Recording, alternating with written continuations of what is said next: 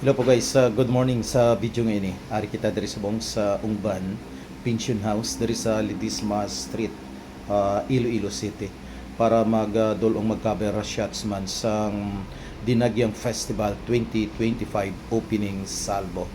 So pang duha na subong nga adlaw guys, kag subong Domingo nga adlaw no para sa tribe opening salvo subong no kahapon is the kasadyan sa Kabanwanan no.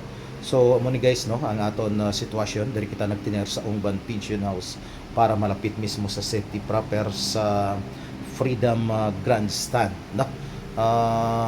Pero kahapon dito kita nakaposisyon sa sports complex tungod gani nga na late kita gamay kag masyado ka traffic, so dito na lang kita nagkuha nag-shot no, unlike sa Dinagyang Festival highlights na gid sa 24-26 depende sa ID pass nga ihatag sa aton para sa aton nga media accreditation no, kung sa Freedom Grandstand or sa Iloilo Sports Complex kita guys no. So amo ni guys no si sitwasyon naton diri no, amo ni aton ginatiniran nagkuha lang kita diri sa Ungban parang mas malapit-lapit kag siyempre ang rate diri nila is very affordable no.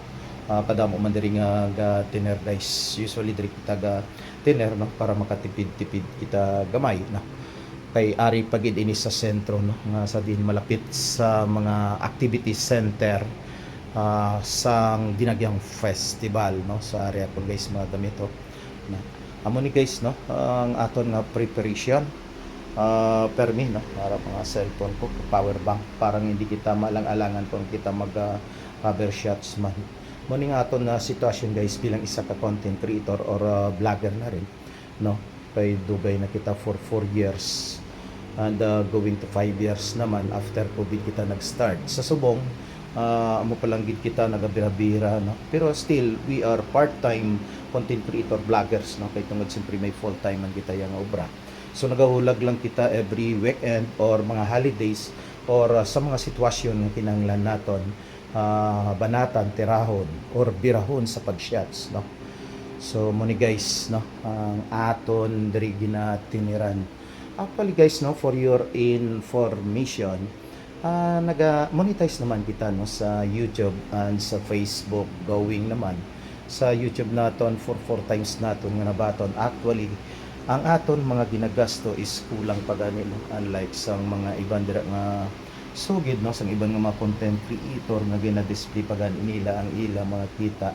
Actually honestly sa aton no or depende sa ila, actually I respect them na kulang pa gani no, basta ang importante nga naga kita man kag gina-acknowledge ang aton nga mga gina-cover ginakuha bilang content creator or vlogger no. So mo ni guys, tapos ang aton niya nga ginabaton guys bisan gamay lang ya nakahatag kita ya sa 10% sa simbahan every time nga makasweldo kita para at least malipay man ang aton nga kalag nga bisan sa gamay lang gid nga nakita naton. At least may party gid ang Ginoo kay amo man ang aton nga ginpangamuyuan sa pag-start naton sini mo nga ginbuligan man kita para ma-monetize sa YouTube. So nag-umpisa kita guys no sa YouTube naton. So nagatagi kita 10% every time nga makabaton kita kay YouTube kay Google AdSense. Sa Facebook going naman still processing hopefully no, dali na gid lang. Pero sa nahambal ko na guys, gamay man lang ang ato nakita tungod sa gamay, tungod sa kadamo lagi sa mga content creator, vlogger kag hindi man tay artista. But what is important, what is good here is that ang aton mga viewers, supporters every time nga makita kita na nagkapangamusta gid no, nga kung saan o naman kita ma-vlog, especially sa aton pinalangga nga banwa sa Mambusaw no, nagkakalangka gid sila kung may ara kita idulong daw manami nga latawon nila nga mga videos. So daw isa ina nga naga-challenge sa aton guys no, nga para magpadayon kita para magdulong sa mga events, mga sitwasyon sa aton nga pag-vlog no. So muna hindi tungod sa aton nga kita ang aton ginalagas diri guys, simpre pangaduha lang ina kundi ang importante nga makahatag kita serbisyo sa aton pamuloy sa aton kasimanwa sa aton probinsya kag sa mga lugar nga aton kutob makadtuan.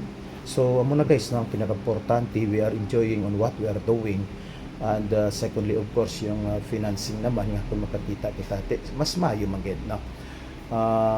Pero sa subong syempre, we are still on the process of developing our house, no. Pag hinabal naton nga house, balay sang aton channel, sang aton nga page, no, nga gina-develop pagid naton ina to improve more, become more beautiful to the eyes of anybody.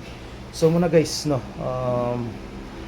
sa liwat bisan gamay lang ni ato nakita kay hindi man tayo artista, so at least importante nga nagadulong kita sa information especially sa atong mga OFW nga mga